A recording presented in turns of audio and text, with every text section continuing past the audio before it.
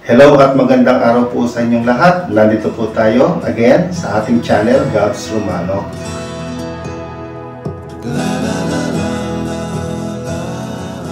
Ang pag-uusapan po natin ay tungkol sa biga, yung reinforcement niya, kung nasaan ba yung location at yung haba ng kanyang wrapping o yung dugtungan.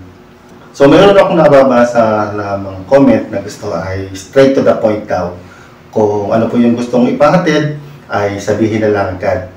Okay po, so ngayon ang gagawin natin ay hahanapin lang po natin ang tamang location at yung haba ng dugtungan ng reinforcement o ng rebars sa isang biga.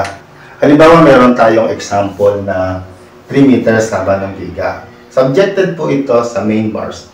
Bakal sa taas at saka bakal sa baba, bakal sa support at bakal sa midspan. Iba po ang detalye ng nasa midspan at iba yung detalye ng nasa support.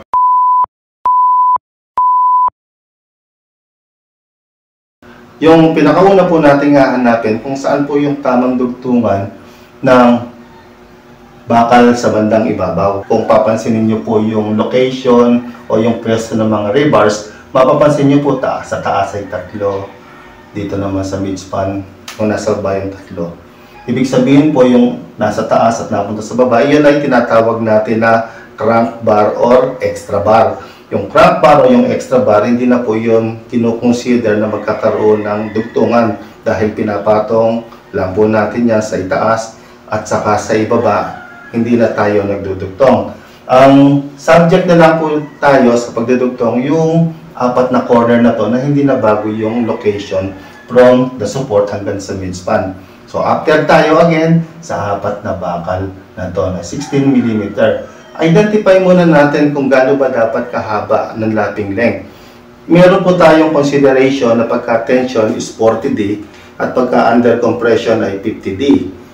So anong ibig po sabihin yon? So number 1 po, ibig sabihin yung length ng lap natin is equals to 50T. Kung 16 mm po yung gamit natin, ang lapping length natin ay 800 mm. Okay, dahil nga sabi natin na under compression yung nasa taas at nasa baba ay tension, ang dugtungan natin sa bandang itaas ay nasa bandang gitna. So ito po yung ating magiging dugtungan dito sa top bar. Gano'ng kahaba? 800 mm o tinatawag natin 50D. Ito po ay yung nasa gitna.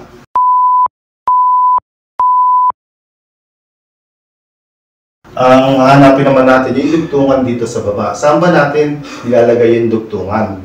Usually, ang sinasabi dyan ay dapat huwag tayong magdugtong sa distance 2D. From the base of the column hanggang doon sa 2D. Bawal tayo magdugtong dyan kasi nga under high shearing stress po ang 2D. Dahil lumalabas na kung uniformly distributed load siya, lumalabas na somewhere here at 2D is the centroid of the load. Kaya iniiwasan natin yung 2D. Ngayon, in case po na may iba pang mga concept, halimbawa, yung meron siyang isolated load na malayo dito, ibig sabihin po, pwede nating i-divide dyan sa 3 zone. Ang zone 1, zone 2, at zone 3. Ang ibig sabihin ay yung nasa zone 1 at saka nasa zone 3 is possible po na mataas po yung shearing stress. Kaya ang dugtungan, iniiwas pa rin po natin siya doon. Kung gusto po talaga natin na sumunod doon sa lapping location ng rebars sa ibaba, ay supposed to be, nandito po siya, paglampas na po ng zone 1,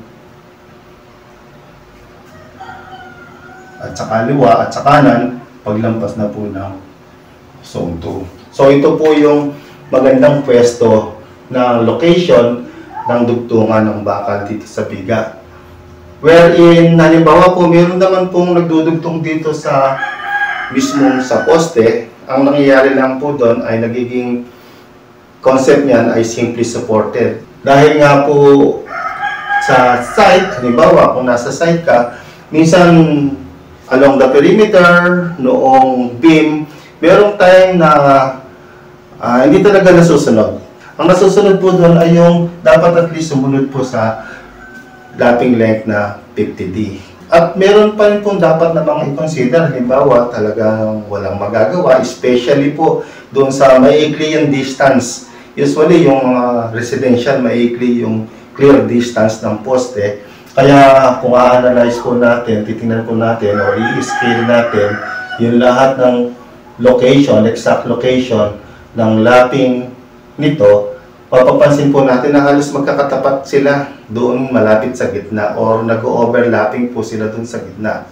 What is important nga po is aside from dito po na 50D, meron pa rin po dapat tayo i-consider in case na meron siyang lapping dyan. Maganda po ay i-reduce ang spacing ng stirrups. At number 3 po, pwede rin naman nating sabihin na kung ang lapping dito ay nasa banda rito sa isang side, ang susunod naman ay sa kabila. Pagkatapos para po umabot po sa nasabihin natin na less than 50% yung lapping doon sa area na yon o sa point natin na yon. So, halimbawa dito sa area na to, yung ito ay ito siya at yung nasa kabila ay diretso siya. And vice versa naman dito sa kabila. Sa kabila, doon naman yung may dugtong, dito naman wala. So at least masatisfy po yung ilan po sa mga requirement na dapat natin nasundin.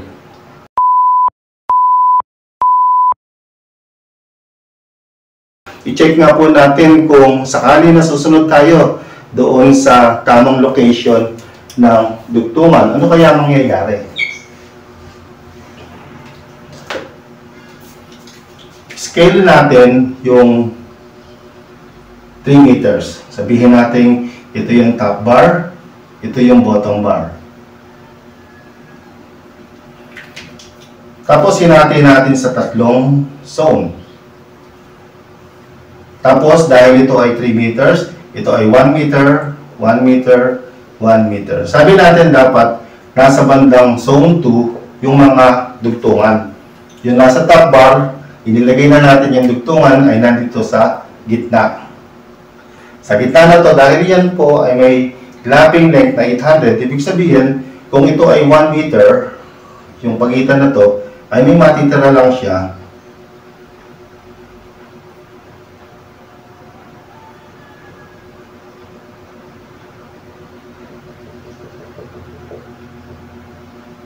natin ko 100 lang, halos sakop na po niya yung isang zone. Ang natira lang ay 4 inches. Samantalang sa ibaba, kung sasabihin natin na 800 po yung ano niya, kung ito ay 100, ang matitira lang po dito sa isang side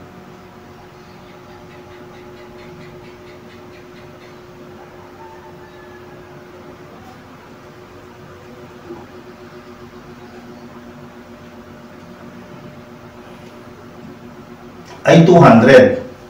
Tapos dito, ang 800. And imagine po kung yung ilalagay natin sa kabila ng side, maiiba lang yung pwesto, magaganon. Kung papansinin niyo po, halos magkakatapat na po sila. Kung ang location na hinahanap natin ay dito, at saka dito, doon sa bottom bar. Kaya, ang tanong po ng karamihan ay, tama ba na ang location ay nasa bandang gitna? Kasi yung nasa ibaba po na lapping location ay lumalabas na wala nga sa gitna pero sobrang lapit naman sa gitna. At least naman kung maraming crank bar, wala naman dugtungan yung crank bar. Okay? So kung nagustuhan niyo po ang ating video, huwag kalilimutang mag-like, share, and subscribe. At pakipindot na rin po yung notification bell sa inyong lahat. Maraming salamat po.